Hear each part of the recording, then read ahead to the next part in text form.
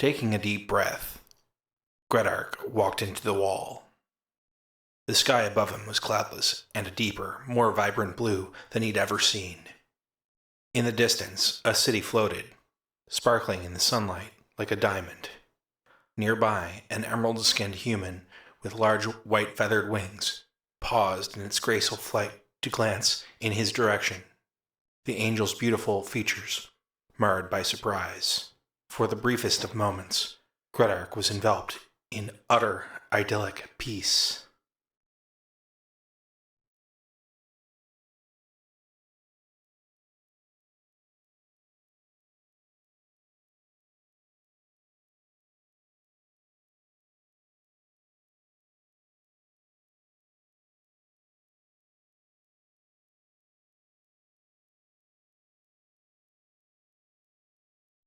As they say, if it exists in Dungeons & Dragons, it has a place in Eberron.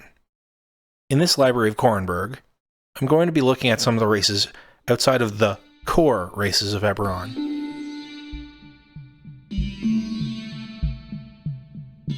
Now, which races are core?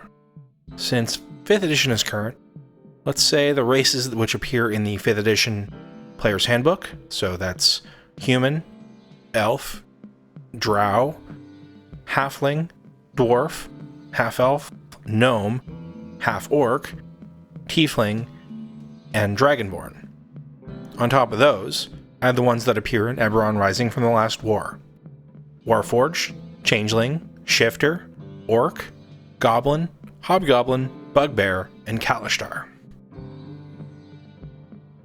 These have been consistently the most important playable races in Eberron since its inception, with few exceptions. There have been suggestions on how to fit in other races too, if you want to include them, strewn across official material. I'm going to cover 3 of those today. For each, I will give you a brief overview of the race as they appear in the core D&D settings. We'll go over where to find rules to make them playable in each edition of D&D. Then cover the Eberron world material to help you ground your player character or NPCs firmly into Eberron as much as is possible. Just remember that since these ancestries are not always tied heavily into Eberron canon, the story your DM is looking to tell might not line up with the themes of your character. So, if you have a concept for a character after hearing about it here, please talk to your DM to make sure it will vibe with their expectations. All of the information provided here is based on canon material, counting Keith Baker's writing from the DM's Guild. If there are any small changes to the information, it is done to smooth over edges between materials from different editions and writers. Aasimar. In the core worlds of D&D, Aasimar are the celestial equivalents to tieflings, a distant descendant of the pairing of humans and celestials. So, they literally have the blood of angels flowing through their veins. They are only subtly different in appearance to humans, at least until they grow in power. The most marked difference is an otherworldly presence, the lack of pupils in their eyes, and pale-colored hair. Some may grow angel's wings as they grow in power. Their celestial connections mean that they are more likely to feel the call of the gods, and become a member of a divinely powered class more commonly than the general populace. Many Aasimar have a literal guiding angel and giving them advice from their deity or philosophy, helping them in their adventures.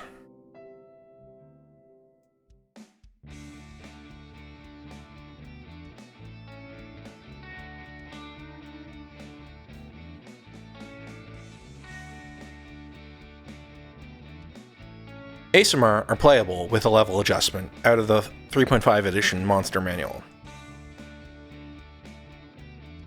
Aasimar did not appear in 4th edition material, however, a playable race called the Diva did. They were treated as equivalent in most D&D worlds. As well, they took on some of the angelic imagery of Aasimar. The Diva is playable out of the 4th edition Player's Handbook too. You can apply the material given here to a Diva statistics if you are still playing 4th edition in Eberron.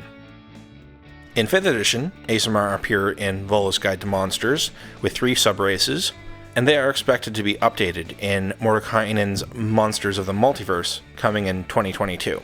Exploring Eberron features 2 new additional subraces plus 2 variant subraces to supplement those in Volo's Guide for Eberron specifically.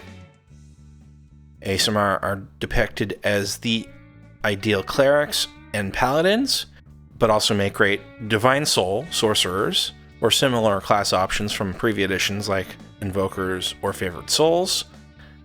But any class takes on a bit of divine aspect when paired with Aasimar, from rogues to wizards. Aasimar and Eberron vary with the ones found in the core D&D worlds. The primary way they differ is that very few of them have any actual celestial blood in them. This is very much tied to Eberron's variant cosmology. There are no planes of good and law filled with angelic beings. There are angelic beings for sure, but they help embody not good and law, but things like honorable combat on Shavarath, or the light of hope on Irian. Likewise, since the gods of Eberron are not physical beings who live in the outer planes, like they do in Greyhawk or the Forgotten Realms, this changes the more direct guidance Aasimar receive to guidance that is more disconnected and spiritual in nature. If the Aasimar has a guiding angel, they are not a conduit directly to the gods at all, but a spirit of an ideal, like all angels in Eberron's cosmology. So if they're not blood related to angels, where do Aasimar come from? There are 3 primary origins of an Aasimar that you might find in Eberron. The first are the living blessings of faith, champions of religions, even more tied to their faith in some ways than most clerics or paladins might be. So while in most settings you may be tied to a type of angel like a diva or planetar, in Eberron the majority of Aasimar are tied to specific religions. You might be an Aasimar of the Silver Flame, or Blood of Vol, or even the Elven Undying Court. The Aasimar's powers and appearance are specifically tied to their faith, which is the well of power they draw from. Depending on the religion, the Aasimar may be born with their powers, born to a family of great faith or prophecy, or they may manifest in a person of great faith later in life, turning them from an elf, human, or whatever else into an Aasimar.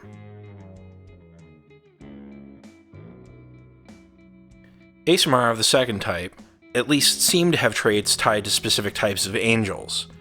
Some might claim direct descendants from celestials, but most are from a different source. This happens nearby to manifest zones, to planes where angels are native, and sometimes even planes without any celestials at all. These Aasimar are sometimes called plane-touched, and they channel the positive aspects of the plane which they are connected to. So, for example, a Fernian Aasimar would exhibit the creative and life-giving aspects of fire. Conversely, plane-touched tieflings also exist, and gain more malevolent powers associated with their planes, so a Fernian tiefling would be about the destructive power of fire. The last type of Aasimar are the celestial opposites to Rakshasa. They are reborn immortal spirits that serve the power of the Silver Flame and the Coatl. Like the Lords of Dust support the demonic overlords. These Aasimar are sometimes called divas, not to be confused with the angels of the same name. They arrive in the world fully formed as adults and lived many lives, usually with only vague recollections from their past. Otherwise, they seem similar to any Aasimar who channels the Silver Flame, and usually manifest rainbow wings, like the wings of the Coatl they are connected to. Divas may form special bonds with the Wanti followers of the Flame called Shalushkatar, as fellows connected closely to the Flame.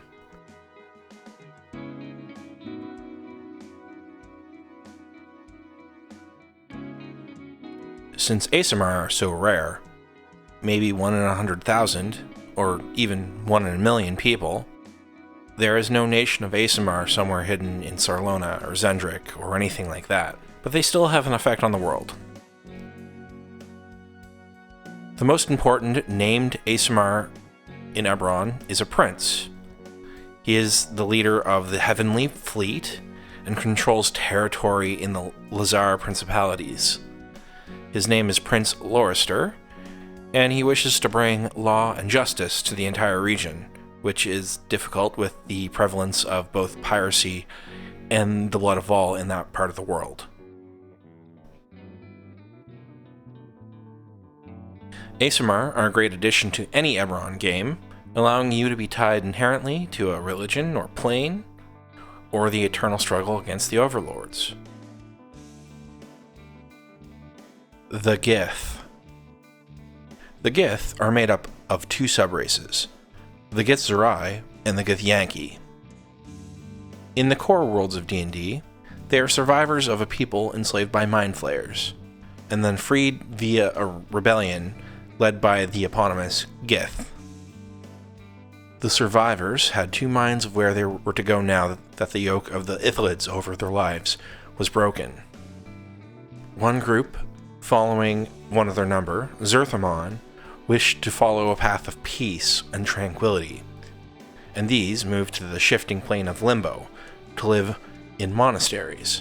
They became the Githzerai. The group that followed Gith herself wanted revenge on their former masters, vowing to destroy all mind flayers, and were willing to use tactics just as bad, or maybe even worse, than their enemy had used on them. They moved to the astral plane, and their leader is now Vlaakith, the Lich Queen, who has made a special pact with red dragons, with who they assist each other against their mutual enemies.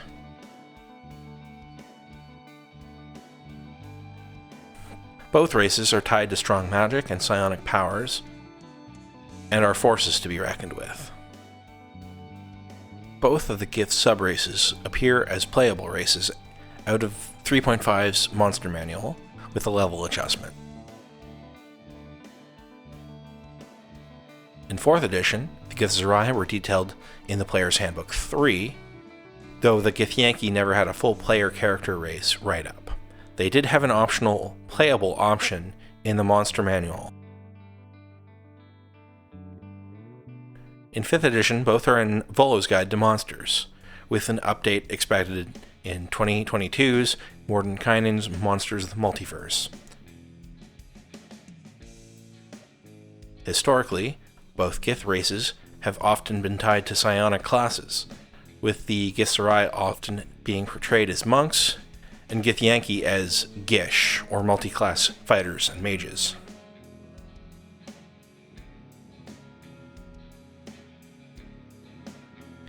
Eberron's Gith end up having a similar story as they do in core D&D.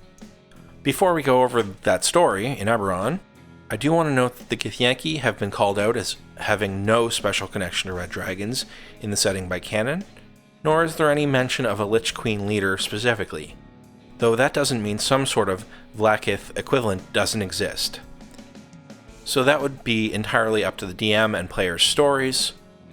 Likewise, your DM may decide that your Eberron's Githyanki do have a connection to dragons, though they likely wouldn't be the dragons from Arganessen, but more likely one from another world entirely, or perhaps other planar survivors from the Gith's homeworld. What we do know for sure is that the Gith emerged in the annals of Eberron about 9,000 years ago.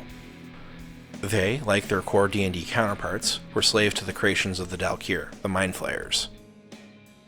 The original Mind Flayers are theorized to have been created by the Dalkir out of the same humanoid stock that the Gith were bred from, and the homeworld of these people no longer exists. Their greatest mystery is, which world is it? Theories abound.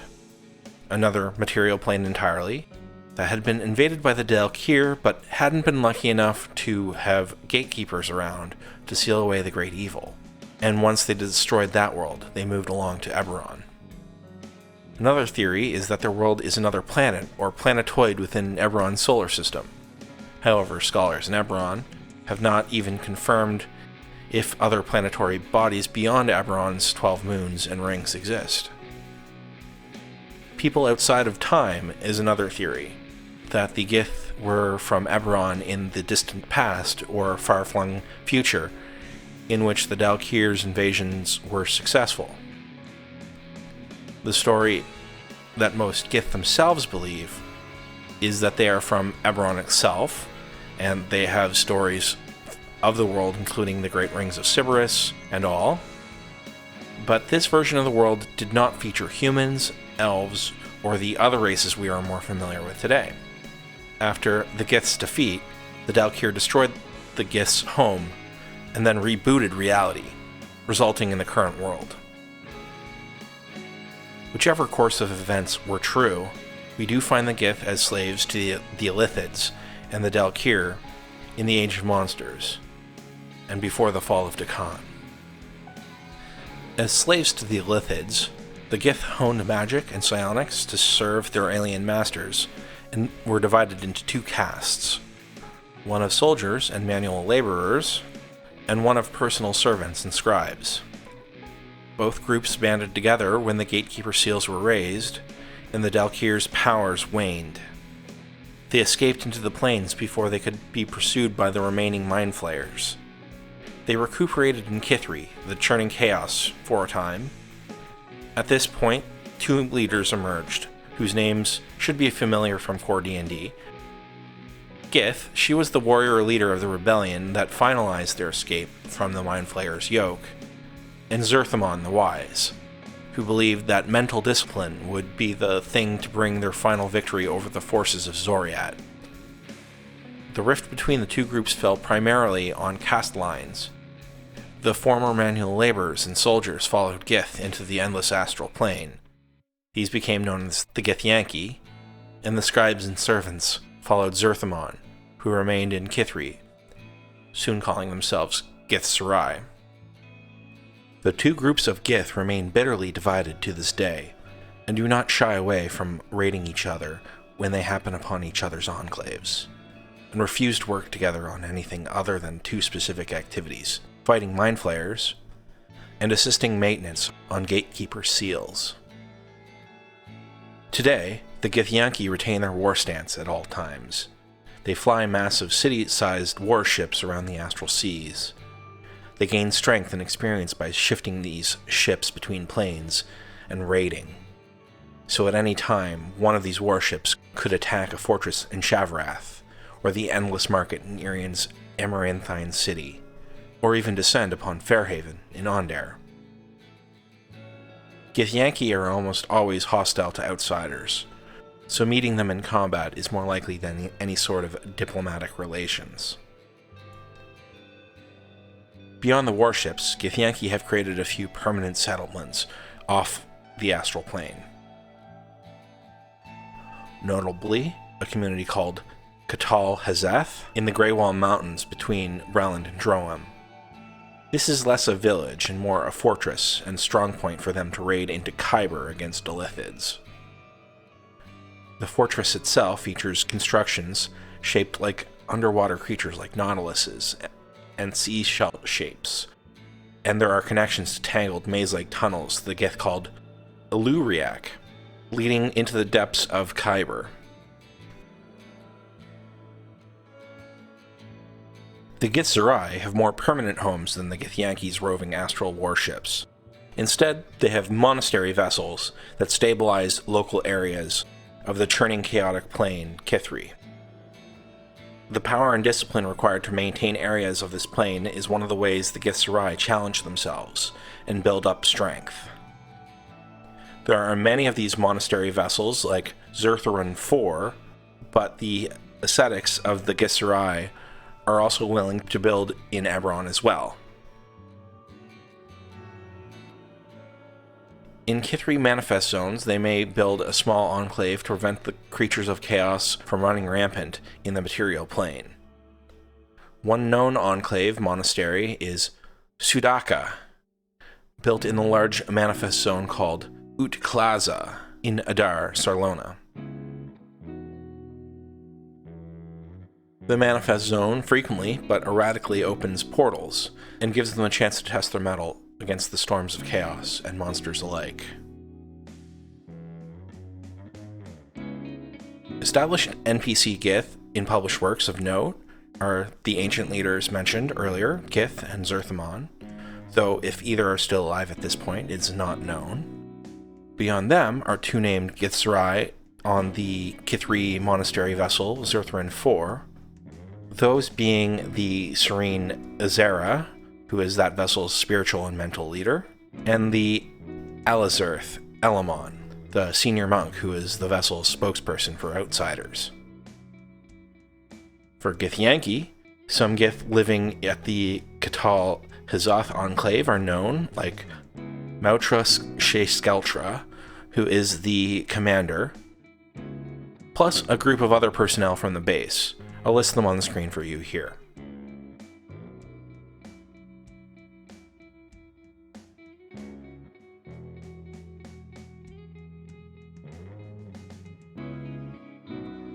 So overall, the Gith are very similar to their core D&D counterparts, featuring much of the same story connections and even has historical figures of the same name.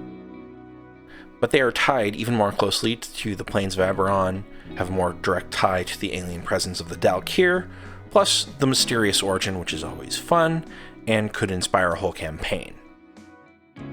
Information about the Gith is scattered among half dozen sources, with the Githyanki Enclave Katal Hizoth covered in the Explorer's Handbook, but the overall biggest single source on Gith topics is within Exploring Eberron. Hexbloods. Hexbloods are people infused with the magic of the most unnerving of the Fae, hags.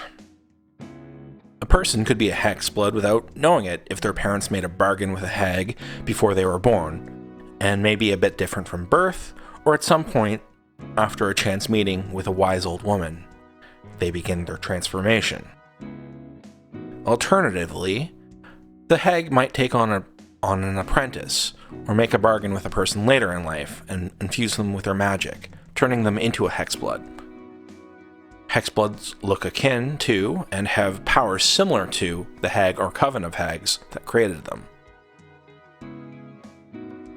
Hexbloods are quite new to D&D, first appearing in 2021's Van Ryken's Guide to Ravenloft, and while they haven't had a chance to be mentioned in any official Eberron material yet, hags themselves are important figures in Eberron, and their role in the story of the Changeling, that is, the baby swapped at birth by fairies, not the Eberron race of the same name, is well accounted for in Eberron's fairy tales. Hexbloods are very rare and have no collective culture in Eberron, so hags are what I am going to briefly cover here, as there are two real factors when looking at the Hexblood characters in the world: the race and culture in which they were raised, and the hag that transformed them. Those races and cultures are things that will be covered in other videos, so we're just looking at hags here. Hags are creatures of stories and legend. They are originally from the fairy realm Thelanis. Hags are key elements of tales like The Sleeping Prince and The Woodcutter's Daughter. Hags also cross over between planes and live permanently on the material plane.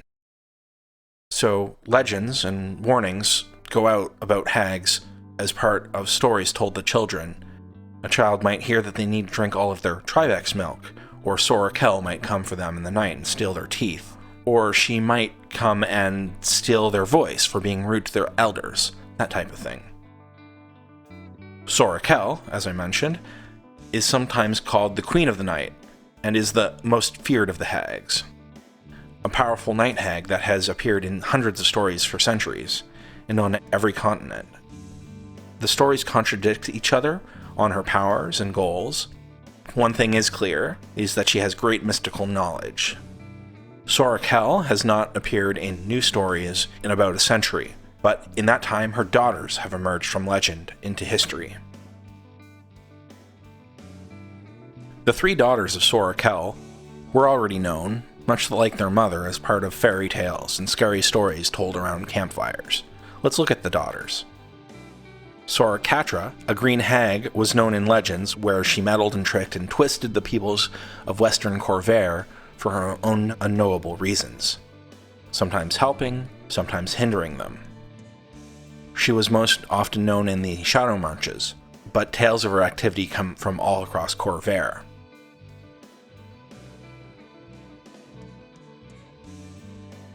Soramena is an Annis hag, a powerful and large woman who most often terrorized the people of the Eldeen Reaches. She is the hag most likely to consume someone who breaks a taboo or torture those that displease her. Sora Teresa is a dusk hag, a unique type of hag original to Eberron. She fits the archetype of the blind sage, without sight, but yet still knows all. She is said to be able to see the past and the future, but does not always share her prophecy with anyone, not even her own sisters. 11 years ago, in 987 YK, these three hags emerged leading an army of trolls and ogres in western Droam. Belin could not afford to add another front to the last war, so pulled out of the region, and thus the nation of Droam was de facto formed, with the daughters as their leaders, with Katra as its voice, organizing the monsters of the nation, Mena as the fist, running the army to protect the nation, and Teresa pulling threads and giving direction, when she deigns her sisters with prophecy at least. Much like any of these hags might work as a fey patron for a warlock, so may any of the daughters, or Sorakel herself, might transform a person into a Hexblood. This could be for any number of personal reasons, or to promote the goals of Droam. Like most Fae, Hags' plans are difficult to conceptualize for normal mortals. If you want to play a Hexblood, it's important to work with your DM in coming up with your Hag creator's goals, even if you or your characters don't know the entire story. Figure out its Hag variety, and if she is a Hag of Thelanis, or one with direct ties to the material plane, and decide if she's one of Eberron's famous hags, or is tied to one, like an ally or a rival of them. Or your DM and yourself could create your own new hag of legend that may have created you and drives the story of your character in this new campaign. Further information on hags is spread throughout a number of Eberron books, though the best overall with the most information is Exploring Eberron. So let us close the books on Aasimar, Gith, and Hexbloods today, here in the Korranburg Library. I hope a sliver of an idea presented today makes you want to design a new player character, or expand upon an existing one, create an NPC, or maybe inspires a whole adventure. Please stick with the Eberron Archaeologist as we go through the topics of various races and ancestries that exist within Eberron. Subscribe so you don't miss any, and please let me know in a comment if there are any errors I made, as I would like to get them corrected. And of course, if you want to see any specific topic covered here, mention it in the comments as well.